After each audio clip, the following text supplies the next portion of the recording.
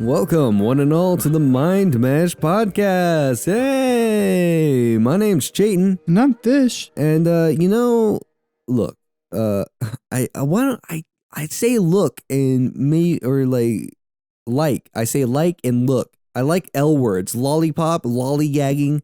Get to your point, man. Later. Spit it out. No, Just dude, spit I it out. don't Tell want to me. spit nothing out. Spitting it out spreads germs and disease and nonsense. And you know what that nonsense is? It's toxic. And we're talking about toxic fan bases this episode. That was a good segue. You like that? It was you pretty. like that? I like it. I like it. Hey. I mean, You know, I more feel like- specifically, I feel not like not necessarily toxic, but fan bases that sort of sour like people's appeal of like watching said thing. that's toxic. You literally just, that's like the definition of toxic. Like those toxic sour candies you used to have. That's what you just described was the feeling Well, in my some mouth. things people do on there aren't necessarily just terrible. It's just that they're cringy. Which is toxic. It's just like in fighting games, what people are like doing isn't deemed toxic by the definition of the dictionary, but it's toxic in that mindset. I get you. Okay, fair. But what Okay. I was gonna say before we went into this little tangent that I feel like any segue that happens automatically becomes a terrible segue if you mention it's a segue after you segue. Nah, Nah, we're segues good. are We're okay. segues are good any way they come. But no, the toxic fan bases are. I feel like any show that gets like mass popularity always ends up this way. Like there's certain shows. I mean, I guess typically it comes to. I can't say sitcoms and stuff. Like there's almost a general overarching like toxicity when it comes to fan bases just in general. Yeah. So like I have so many friends that are into like That's So 70 or That's So 70 show or Friends and stuff like that. And when I mentioned like, oh well, I don't really care for one of those shows, not going to name names because I don't want to have the internet swarm me. But it's just like as soon as you mention, oh, you're not a fan of one of those shows, and I don't really care for it, I don't really watch it or whatever. I mean, I don't think I've watched either of those shows. Yeah, no, as soon as you mention it, you're just like, I wasn't really into it. You just get berated. As soon as I brought it up in like my friend group, like back in high school, I was like, oh yeah, I never watched this sitcom. I was never a fan of the comedy of the show. It's like, what? Are you an uncultured swine? What's wrong with you? You don't like that show? You need to reevaluate your mindset and really just understand. It's one of the best shows. It's one of literally the best shows. You just don't understand. You just don't understand. Maybe your mind's just in the wrong place. You need to sit down and really watch it because then you'll understand the complexities of the cultural influence that this show has. And that's a toxic fan base in literally a nutshell. That is what they will say to you if you tell them you don't like a certain aspect of a show, is that you just don't understand. Which brings me to the point. I don't understand why people like My Little Pony. Oh my god. That's the one you're starting with? Yeah. We talked about a few shows beforehand that we were like, yeah, we want to talk about the fan bases of the show. Because I feel like we could just keep going on about this. Well, my big thing is like the first two shows that we talked about before we started recording are the ones that I'm the least what's the word? It completely slipped my mind. It's the one I know the least about. Yeah. So like My Little Pony, I've never really gone into it at all. I've never really explored that whole like brony space. I've never watched any of the shows or anything like that, which we have friends that are bronies. Which is how I've been exposed to. I've been exposed to a bit of it. Yeah. I mean, I've seen the show. And I mean, it's for a kid's show. I mean, it's okay. It's a good kid's show.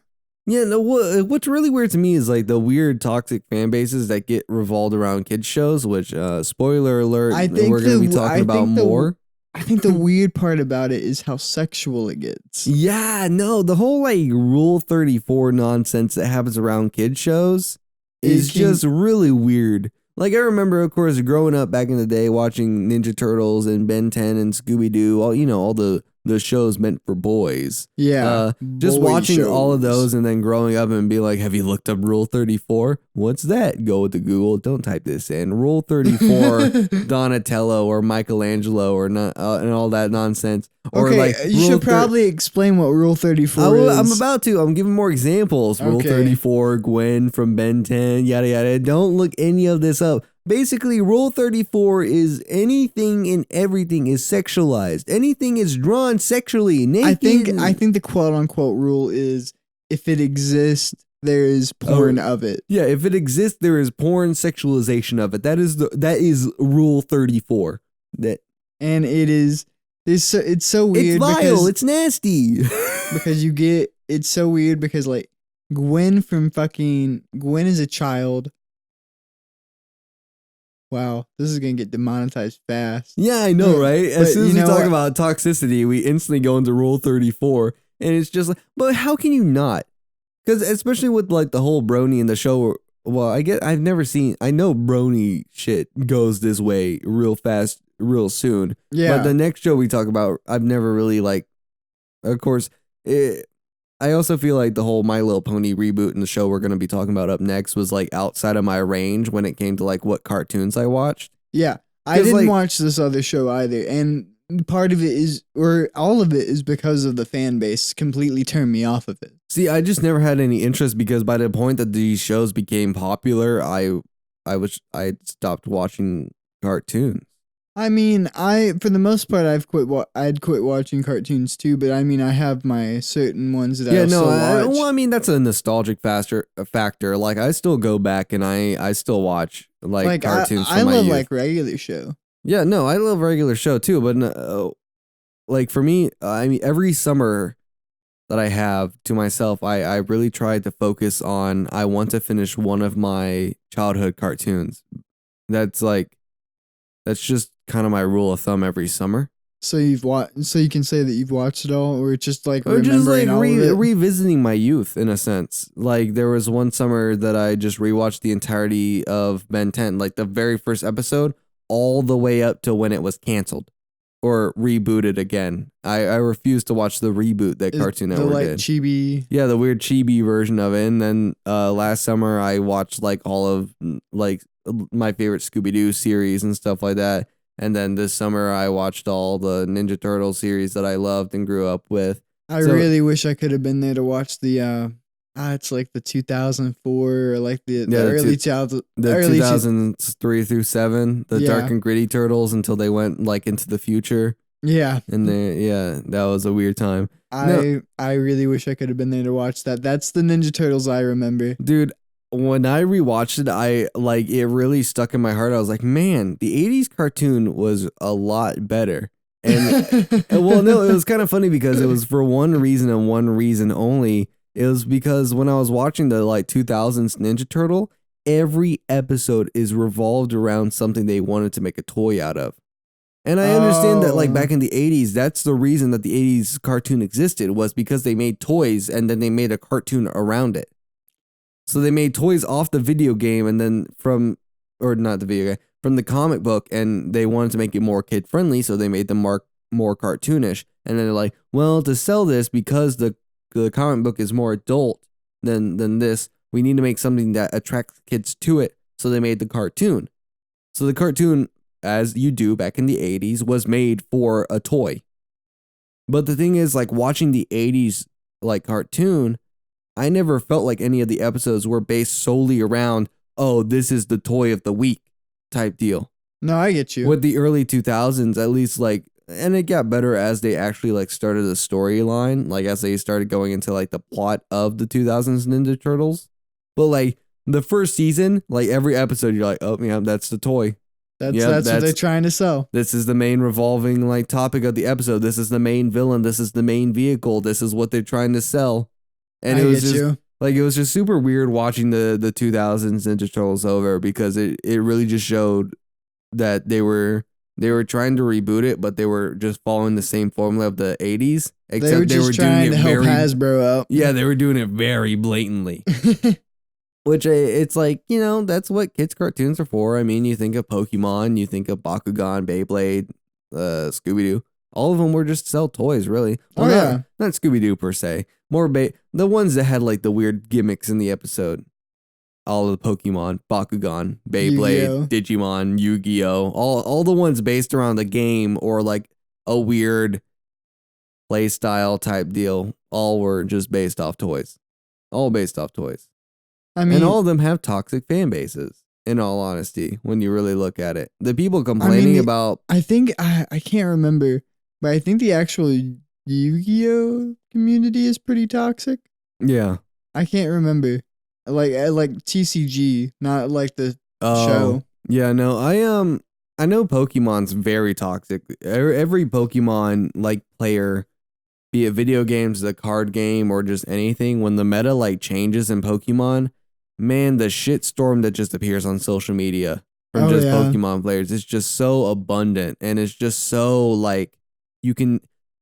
I think the perfect way to describe a toxic fan base is a fan base that can never be pleased. Oh yeah. Actually, I wanna change one of the things that we were going to talk about. Okay. In replace of a show, I wanna we were going to talk about Steven Universe, but both of us really haven't watched Steven Universe. Yeah, no, your whole thing with the toxicity of Steven Universe comes from like cosplayers and like cons and stuff. Not like even that, just like the weird, just like the Tumblr shit, just the cringy posts well, yeah, the and all Rule that 34 stuff. nonsense. No, I understand. I get it. And like all that stuff has kind of just turned me off of the show, and that was my whole point there. But what I want to talk about now that you kind of brought that up is like toxicity and like trading card game and like the trading card games in general. Like, well, I think you don't even have to say trading card games. I think you can just talk about toxicity in video games itself, or just games. Like, it doesn't have to be a specific kind of game. Anything that has like a competitive aspect to it is instantly going to have toxicity. Oh yeah, because you're going to have people that get jealous. You're going to have people that get butthurt. You're going to have people that are arrogant or egotistical, or like the toxicity is literally there because of what it is. I remember. Like, I don't think you can have a competitive game and not have toxicity. I just remember as like a kid, you would go and you and your friends would talk about like what cards you needed, and you both had a card, and then you would trade based on that, based on like how bad you needed a card. Yeah, and how much it meant to you. It was always a dick measuring contest. And no, I mean this in a good way, but when I started actually playing, in high school, I started playing like going to like tournaments and shit like that, playing more competitively. I was shit, but I did that because I thought it was fun. And the second you go there, you start talking to people, and they go, "Oh, your card's not worth as much as mine. That doesn't matter. I can't trade you that, even though I need this." And you need a card I have. I can't trade it because my card's worth $7 and your card's worth $4. Oh no, I never really got into that when it came into the whole. I mean, the only like card game I was really into, I guess, was Pokemon. But even not then, because it was weird. Because I remember I had Pokemon was the one I was into the most. Well, no, I was like super into Pokemon but I never played the card game. You're just into collecting. Yeah, I collected the cards. Like, I had a giant like box of just cards, just like stacks on stacks of cards. Never organized them or anything. But like, I don't think I ever actually sat down and played the card game. Oh, yeah, the card game. People, there were times you would hear about people just taking people's binders, and people would spend tons of money, dump money into this fucking game, hundreds of dollars just to fucking pull cards, or they would fucking spend money on these rare cards, and it all becomes a fucking money game and not a game about like fucking like trying to just trade and have fun. Yeah. You know what I mean? I mean, I understand a rarity aspect to a point, but like if you both have two rare cards and one happens to be like a couple dollars more, it shouldn't matter. In my opinion. I get it. I guess the point that we're ultimately coming to is like, no matter what it is, be it a game, be it a hobby, or be it a TV show or a movie or movie series, really, Like anything and everything has a toxic element to it. I There's mean, always going to be someone so devoted to it that it's going to kind of ruin it for everyone else in a sense. No, I get that. I mean, and people just take it to extremes, and especially like I going back to the fact that it's like a money thing in the TCG community at times. Yeah. Like that just makes it more toxic because people aren't worried about the game; they're worried about how much things are worth, and then that just turns things sour. People worry about stealing and shit like that, like I mentioned earlier, and that of course is just toxicity at its finest. Yeah. I think and I mean, we talked about this before we started recording, but I think a very clear defining example of this, of just utter, and it's like what's weird is that a lot of these like fan bases, when they turn toxic, it's almost a trickle effect Yeah. of like, it slowly turns toxic, like as it goes on. Oh yeah, it doesn't start off that way. But there's one like show in my mind.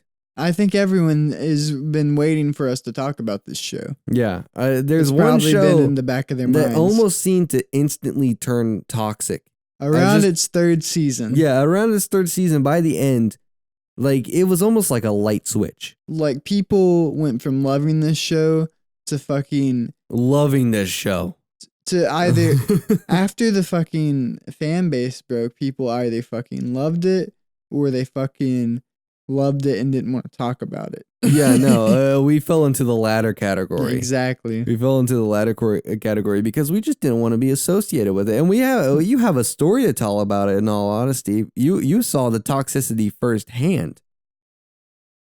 Let's go ahead and I feel like we've been around the bush for a good minute. We're talking about Rick and Morty, obviously. Yeah, had that nice suspense tension going. Yeah, Rick and Morty.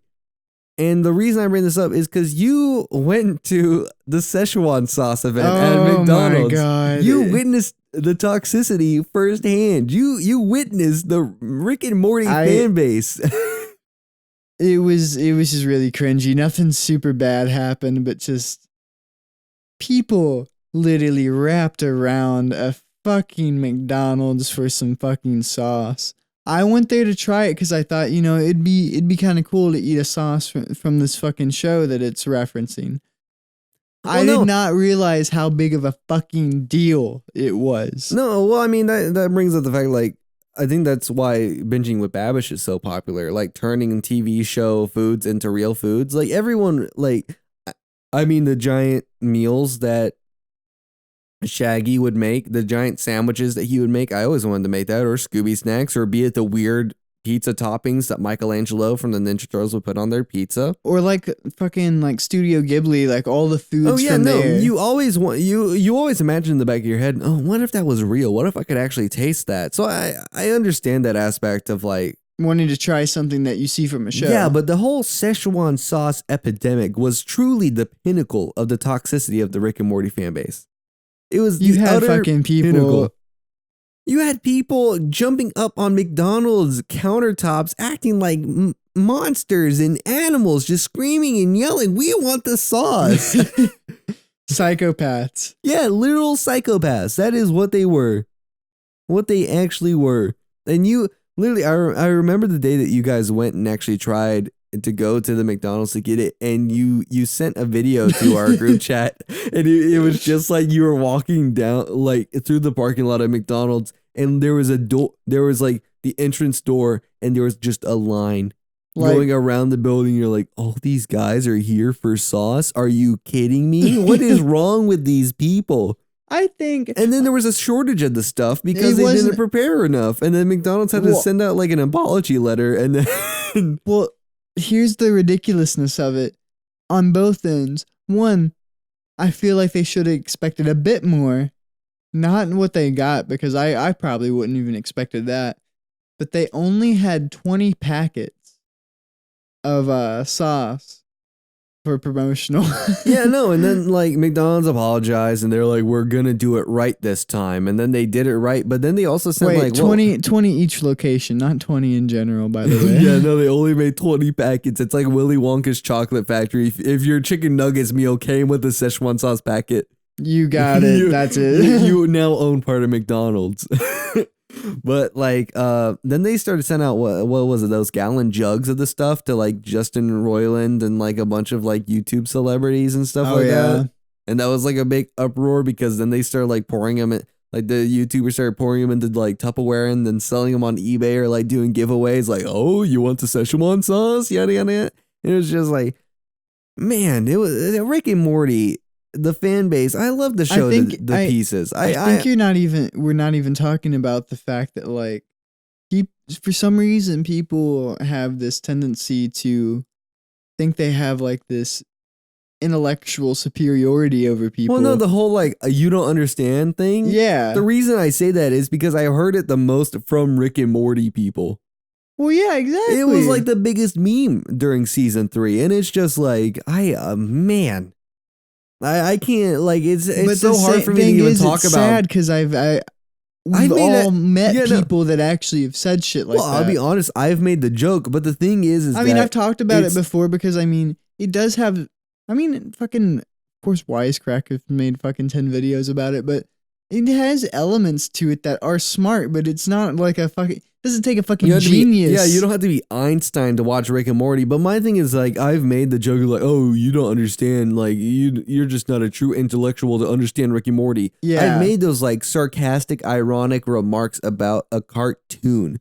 But then it becomes the point of like there's such a toxic community around the show now that people don't say it sarcastically or ironically anymore. They're just saying you're not smart enough to watch this fucking like vulgar cartoon for adults. So since season 3 has ended and this is long after that. Yeah. Do you think the community has died down a bit or do you think it's still as bad as it was back then? Because I mean, we're kind of just speaking in terms of how it was in back during that time. No, I feel like Rick I don't know. Well, I think a lot of people were like, wow, we really like this show. I don't want to be associated with that. So it kind of died down. Yeah, it's died down, but I also don't know if it really has because I've disassociated myself so much from it that I don't know if I notice it anymore. That's kind of like how I feel. Yeah, no, when it's like just the like when weird cosplay TikToks I don't started happening. That was a weird part of the fan base too. We can talk about TikToks for probably a whole episode in all honesty. Like, that's a different ball game when it comes to just weird. But, you know, we were talking about, like, things that are competitive and always having, like, a toxicity to them. Yeah. Which kind of correlates into your topic, because the thing you're talking about is competitive. It's not necessarily. Yeah, it's something that we've never, like, touched upon and probably will surprise a few. Yeah. Yeah, but you know what? It has to happen after this ad read. I need to know. Have you heard? Yeah. You have? Are you sure? Possibly. You can tell me though. Have you heard of Anchor? Like the thing that's on like boats? No. Anchor. It's the easiest way to make a podcast. I'll let you explain. You said you knew about it. Oh yeah. I remember now. Okay. It's free. It's free? Yeah, there's like absolutely free, no charge. No charge. Uh-huh. There's creation tools that allow you to record and edit your podcast right from your phone or your computer. Wait, phone? You can just pull out your phone and edit your podcast right from it and that's record wild. It. That's absolutely wild. What else does it do? Well, you can distribute your podcast, or Anchor will distribute your podcast for you. Where? So it can be heard on Spotify, Apple Podcasts, and anywhere else. Many more. Wait, so like Google Podcasts and all of those, you can hear it using Anchor? Oh my, really? What else do they do? You can make money from your own podcast with no minimum listenership. No minimum listenership? Are you kidding me? You can just make money from making a podcast? Yeah, I didn't know you could do that. It's everything you need to make a podcast in one place. Wait, so you're telling me that if our listeners want to make a podcast, all they have to do is download the free Anchor app or go to anchor.fm and get started and make their own podcast? Yes, that's all they have to do is download all they have to do? The free Anchor app or go to anchor.fm to get started. That's absolutely wild. What a great steal. What a great steal. So talking about competitiveness, This is something I never expected myself to get into. I will say that much because I have never been into this sort of thing. Same. And that thing being sports. The only sports quotation marks that I was ever a part of was karate. And I mean, would you consider that a sport? Because they do. Is karate part of the Olympics? I feel like it's a part of the Olympics. I feel like I've seen that. I would count it. But they have tournaments and they have competitions and you can win awards or trophies or medals and all that stuff. Is martial arts the same? Is martial arts the same category as a sport? That is the real question. Because if it... Well, it's just the same as like people consider like MMA, is that a sport? Because if that's a sport, then yes. So like, because I mean, I consider cheerleading a sport. Like anything physical, like that you have to train for and perform for to like get results. Yeah. For me, it's kind of a sport, and I mean that's why like esports nowadays with like gaming and stuff like that is also a sport. But like for me, growing up and only ever doing like karate, which man, if I remember any of it now, I like raise my brain. That's impressive. But like for me, sports were never like never had a huge draw. Yeah. Like at family events, like for holidays when there was a big football game on the television or whatever. I've never been interested. Yeah, no, I've never like it's like I watched it, I understood like, oh, this is how the game's played. This is kind of the general strategy of the whole thing. And I was just like, yeah, no, this isn't my cup of tea. There's nothing interesting. I played baseball as a kid and didn't get it. I hated it. And I like trying to watch baseball. I feel like it's one of the most boring sports to watch. I was about to say that there's like almost a tier list when it comes to like what sports I find the most interesting to least interesting. I feel like, and I'll hide the one that I like the most, but like football, I understand the strategy. It's like if I have to sit down and watch it, I can bear it. I feel like it for me because our tops are the same. Yeah. My second would be basketball. See, basketball would come after football for me because my whole family's into football, so I understand the rules and fundamentals more than basketball. See, my grandfather was a basketball coach, so he was really into basketball, so that's how I got it. It makes sense why our top two are flipped. Yeah. We're not top two, second and third. Yeah, because my third is football. So what I would say my fourth would definitely be soccer. Because even though I don't understand it, I had a lot of friends on the soccer team. So it's like, I feel like I could relate to it. Yeah. But my final one, and the one that is the most boring of all that I could never watch whatsoever, I just don't understand the appeal, is baseball. Oh yeah, golf's the thing. Oh my God. Yeah. You know, baseball and then golf and then NASCAR. I think. Yeah, NASCAR. Yeah, that's NASCAR is definitely last. I do not see how people can just fucking sit and watch people go in a circle for 500 times. Who's gonna be first? Which is funny because I know I have a lot of fucking family members that are super into baseball and NASCAR. Oh, same. That's all they watch is NASCAR and baseball, and I'm just like, man, you really love just circles, don't you? You really love circular patterns. I just feel like there's such like a low chance of like any action happening in baseball. Yeah, like it's like, oh, strike, oh, strike, oh, strike. He's out. Like, oh, strike. Oh, he got a foul ball. Okay, well, it's funny I say that like people like if you watch baseball or NASCAR, you're super into like circular patterns, but then you look at soccer and basketball and football. There's just lines. It's just lines. It's just back and forth. It's more simpler. Yeah, it's simple. You don't have to worry about complex shapes such as a circle. You just have to worry about linear, back and forth. Yeah, linear rays. Which way are the players heading? Know their jerseys. That's all you got to know. That's it. So it's like, I don't know. I've never been a huge sports person. Same. But then, I think 3 or 4 years ago, I don't even know how it happened. I really don't know how it happened. I don't either. I mean, I know how it happened for myself, but I mean, it was like out of the blue. I just randomly saw you started watching hockey. Surprise, surprise. We're talking about hockey. Well, I mean, we've been fucking building up suspense for like 8 minutes now about what sport we're talking about. Yes, hockey is the sport that I have fallen in love with, that I have gotten a near addiction to. I mean, I can totally see why. I'm not as into it as you, but I mean, I like it. I enjoy it. Yeah, well, for me, it's more of like, I guess it's the numbers game. which I mean is why a lot of people play fantasy football or fantasy sports in general. It's like if you like the numbers game and like the technicality to it, you get super into it.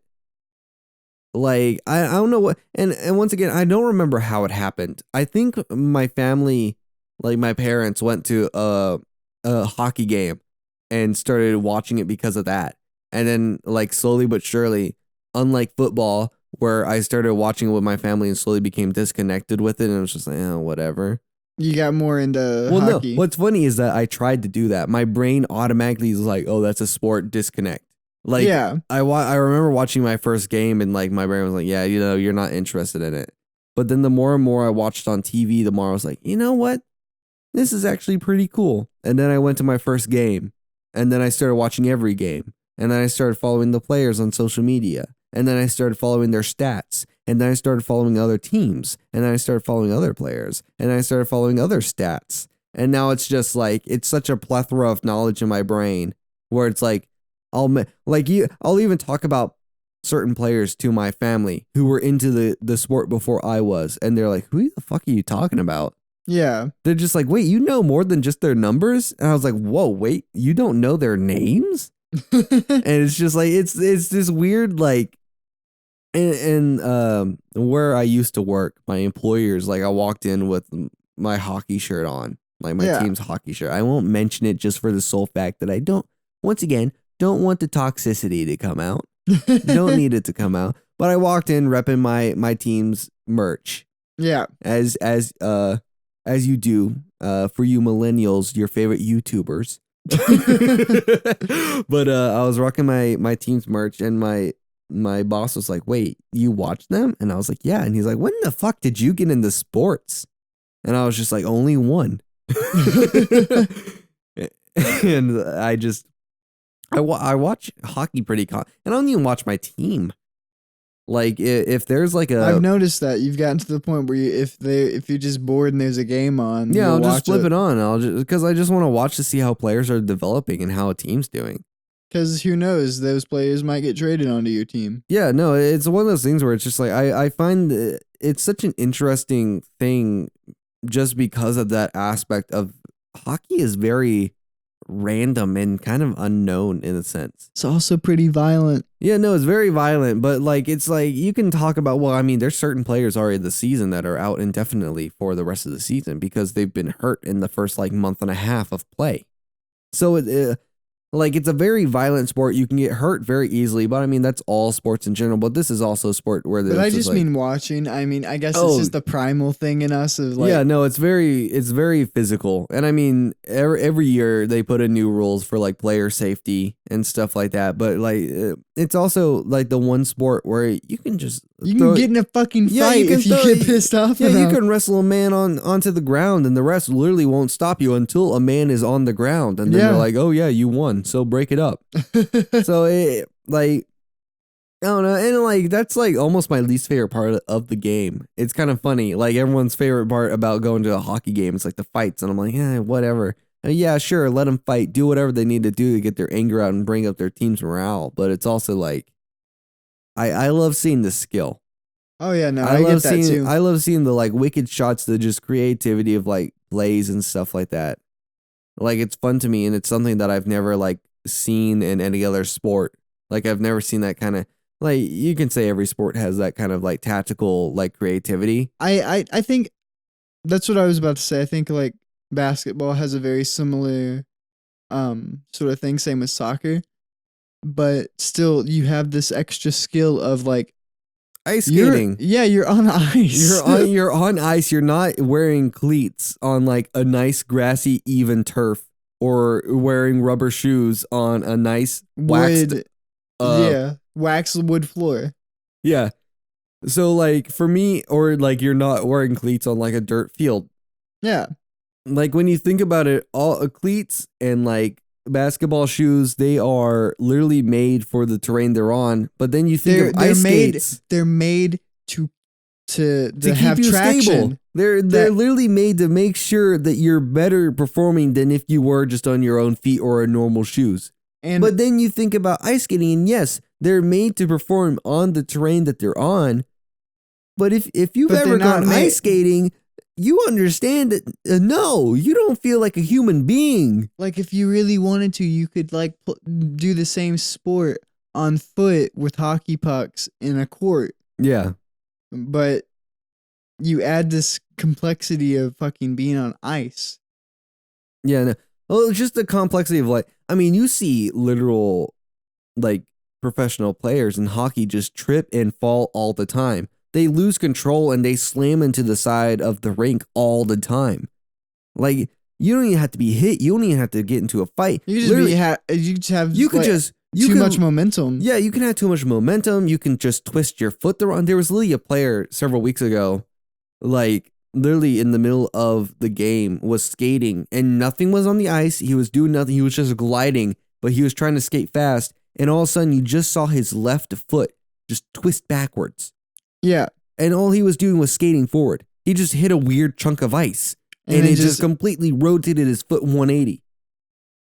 And then, like, literally it happened in like 2 frames. I think the thing all you saw was his foot was forward, back, and then it was forward again. And it's just like, what? How? How does that happen? I think the thing that surprised me about hockey when I went to my first game was how much they have to like clean the ice. I didn't realize it's a whole fucking thing. No, I feel like the more that I've watched hockey, the more like they've had to start cleaning the ice more and more to like try and prevent injuries happening just from rough ice. Yeah. Like when I first started watching hockey, it was like they would come out and clean the ice like maybe every like 5 minutes or so, like when there was like a big break in play. Yeah. But like this year, like with all the games that I've gone to, I feel like it's almost every other play. Really? Every other play, I feel like we're having to a game this season. So yeah, I feel like I'm sitting there for like a minute to 2 minutes just waiting for them to clean the ice. And I'm just like, this doesn't, I feel like this didn't happen last season.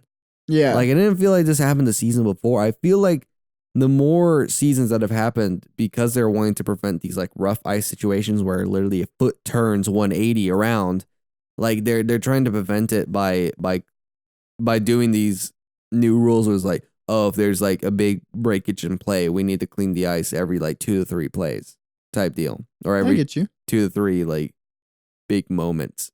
I say moments. I don't know, whatever. But like, I don't even know where I was going with this. Hockey's just fun.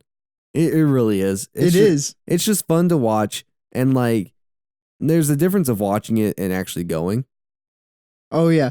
I wasn't interested in it, like, well, no, after I think you that was showing me, and my girlfriend is also super into hockey, and she was the one who really got me into it. She tried to show me a game. I couldn't get into it. Well, I was about to say, I think that was a turning point for me because I watched with my parents and my brain was like, nope, disinterested, not gonna do it. And then they took me to a singular game, and that's where it started. Oh, yeah.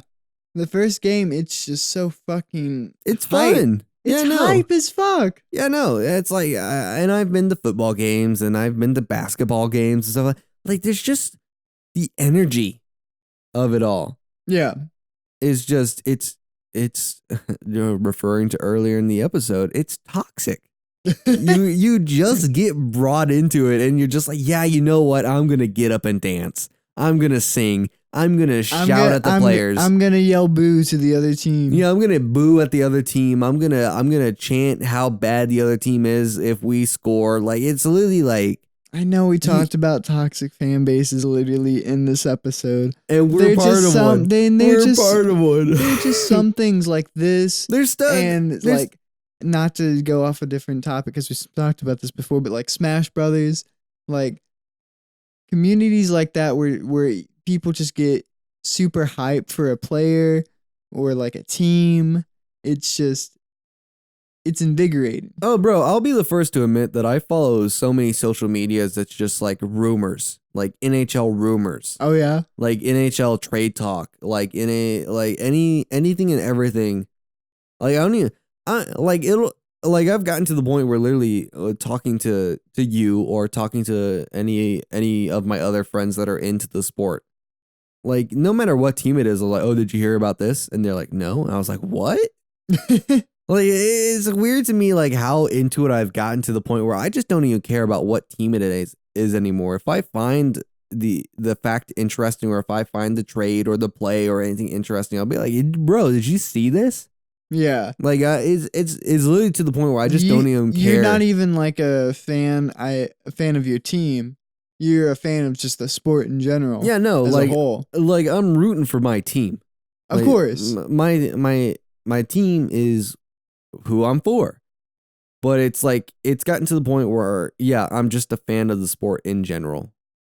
And it's just I don't know how to explain it. Hockey's just become kind of part of my life, just how cooking has become part of my life, just how films become part of my life. I don't know when it happened. I don't know But how it to just explain happens. it. It just happened, and I feel like I'm better for it. You know, I feel like that's a good place to Yeah, no, that was put a a little nice- button. Yeah, that was a nice, like, inspirational, like, captivating end there. It was just like end of an inspirational movie. I was giving my final speech, and now it's all over. The credits are rolling, and just everyone's leaving the theater with a smile on their face. It's a good time. I Yeah. hope you enjoyed this podcast. Yeah. Make sure to check us out on any of the platforms that we're on: Spotify, Breaker, Pocket Cast, Republic Anchor. Radio, or something you like just that. said Anchor, didn't you? Anchor. I haven't said Anchor Okay. yet. We're on a bunch of podcast platforms, and of course, we're also on YouTube 2 days later. So if you're on YouTube and you want to hear these as they release, of course, follow us on any podcast platform.